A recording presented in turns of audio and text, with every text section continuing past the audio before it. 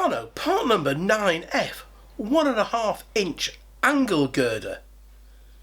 Don't be mean to it just 'cause it's small. Hi folks and welcome back. It's a sports car build. What's not to like about that? But it's the third sports car build that I've had to write a script for. And part of the love that I get from this channel is not repeating the same script. I want to find another story. So today I'm going to be a bit controversial with this script. But bear with me as I'm going to back it up. I hope. I have covered the origins of the sports car before, and to be honest, I don't think there's much more to tell. But the beauty of rabbit holes is that you get to go down all of them. There will always be something else that you haven't seen before. Some bit of information that has eluded you in the past. As you might have guessed from this channel, I love history.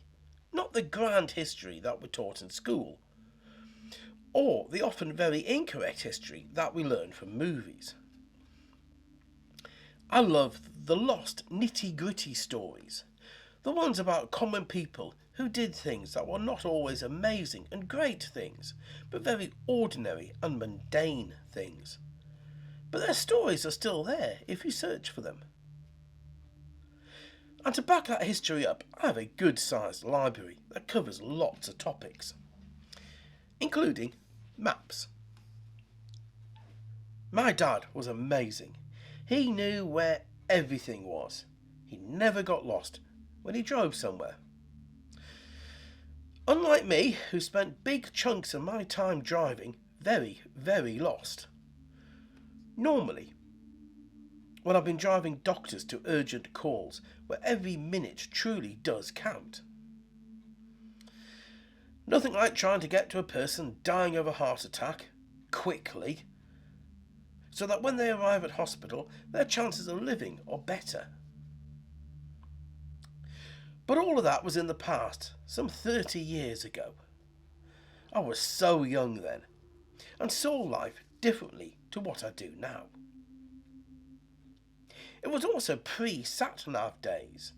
The ambulance stations had hand-drawn maps of new housing estates that I would photocopy and send out via the internal mail.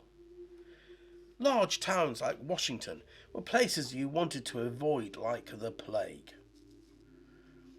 New estates where numbering made no sense until you walked the development and got an idea of how it had been planned.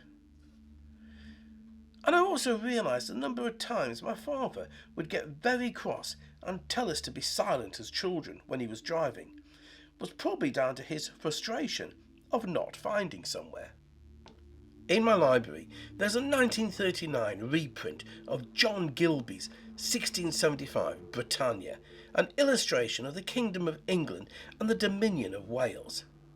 It is a road atlas, set out in the form of a linear reference map, some of the earliest forms of road maps, used up to the middle of the 20th century, and used again in the 21st century. But the earliest road map, compared to a map in general, was invented by the Romans around 2,500 years ago. The work was carried out by Marcus Agrippa, a Roman army general and politician who lived from 63 BC to 12 BC, and was tasked with mapping the Roman road network, which took him 20 years to complete. Now those maps were all hand-drawn maps, and mistakes happened with each copy. The original idea was that the maps would be issued to commanders of the army, officials and tax collectors. But other copies were also sold to travellers who could afford to pay for one. Now I need to state that this was the first dedicated road map that my research could find. Maps up to this point are nothing new at all. In fact, the Turin Papyrus map is an ancient Egyptian map that was created sometime around 1150 BC and does contain a road network on it. But it is also the first geological map, as it contains as it contains quarries and different sand and gravel banks. It is also the first geographical information system. Marcus Agrippa's map was first formed as a list of cities, and then in time other information was added to it, and then direction of travel.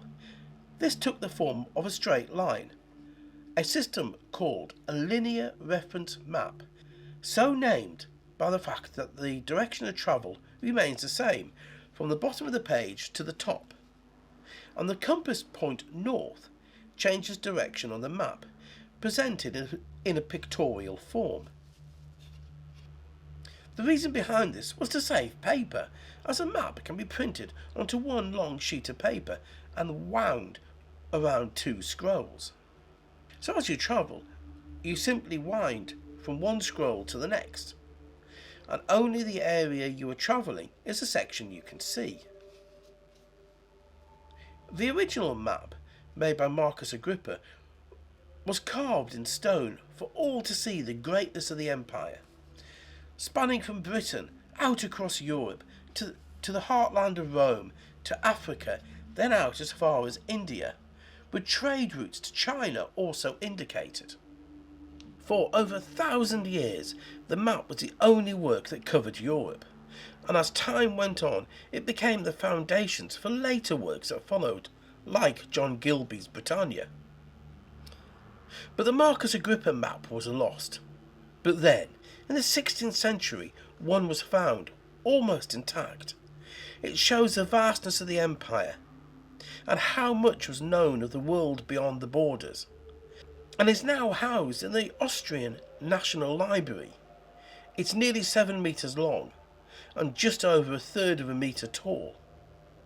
Modern maps as we know them are down to the work carried out during the Napoleonic Wars, but the linear reference map was still used by travellers for more ease.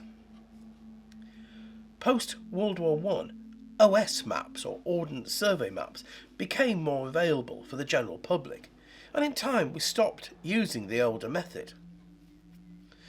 But it seems we've returned to the method of the linear reference maps with modern sat-nav in cars, the new in-car navigation system that we all rely on so much. But what have I told you? There was an electronic in-car navigation system that dates back to 1971. That knew how far you had to drive, and would tell you what direction to take at your next junction and how far it was, all using spoken word. Yes, this system would tell you what to do and what lane to be in. And all of this 30 years before GPS sat-nav was available for the domestic car market.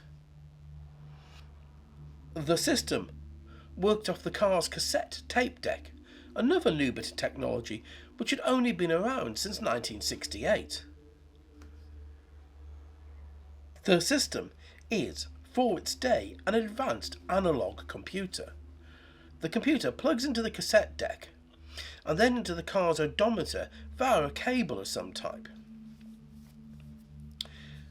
This connection makes a wheel turn in the analogue computer and counts the distance till the tape deck needs to be played again to give you the next set of instructions.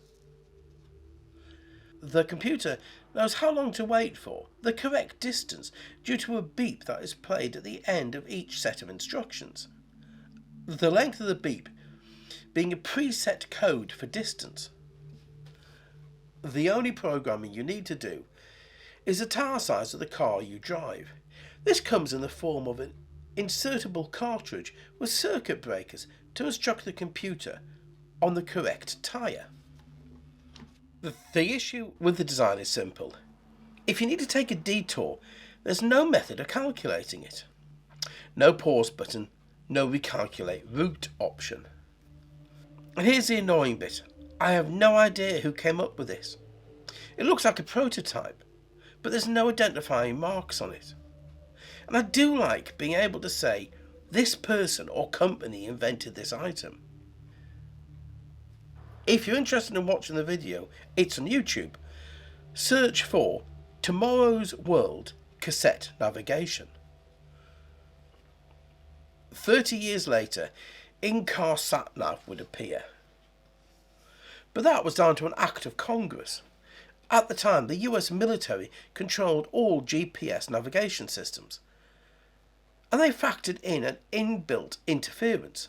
It took President Clinton to sign a bill in 2000 ordering the military to switch the interference off and then improve accuracy by a factor of 10.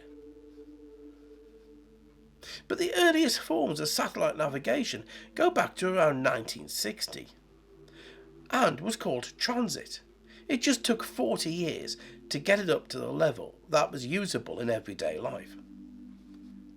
Today we take it almost for granted, but I can remember a time when I would sit having a mug of tea studying a map book, because somebody's life might well rely on my ability to get to a shout, the term used for any job passed to an emergency vehicle. I said at the beginning I was going to be controversial in this script, so here it is. Women can't read maps. Now, before I get a load of hate for being sexist, there is a reason for that statement. It's the same reason why my father would tell us to shut up when he needed to concentrate on driving. And that's a biological difference between the genders, according to University College London. Men are more focused on one task and struggle on multitasking, like driving in a stressful environment and listening to a conversation at the same time. Women have a better formed overall perception of the area, but have a lack of, or maybe a different form of, spatial awareness.